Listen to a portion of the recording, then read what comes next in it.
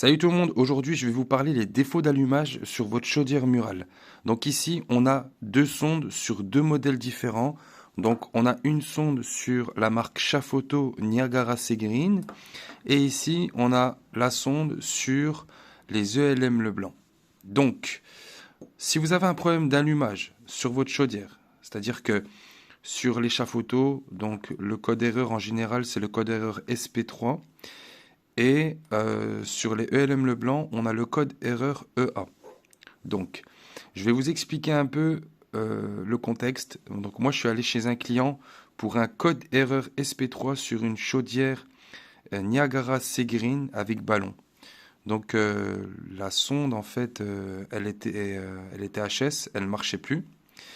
Et on avait un code SP3. Et ce qui faisait que la chaudière, des fois, elle s'allumait, des fois, elle s'éteignait. Et on avait la sonde qui avait la sonde d'allumage qui avait un souci. Donc du coup, je l'ai changé, j'ai mis une sonde toute neuve et le problème a été réglé. La chaudière, elle a démarré et on n'avait plus d'arrêt intempestif. Ensuite, mon deuxième client, c'était une chaudière ELM Leblanc. C'était une Megalia, il me semble. En fait, si vous voulez, ce qui se passait, c'est que la chaudière, c'était exactement pareil, c'est qu'elle se mettait en code erreur EA pour un problème d'allumage.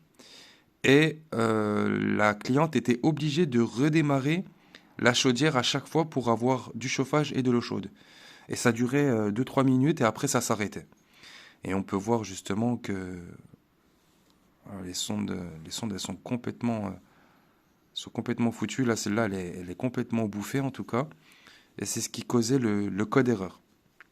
Donc, si vous avez un problème d'allumage, donc je récapitule, si vous avez un problème, un code SP3 sur votre chaudière de la marque Chafoto, donc ça peut être Mira Segreen et Niagara Segreen, eh bien ça peut provenir de la sonde d'allumage. En tout cas, le code SP3 provient de, de la sonde d'allumage.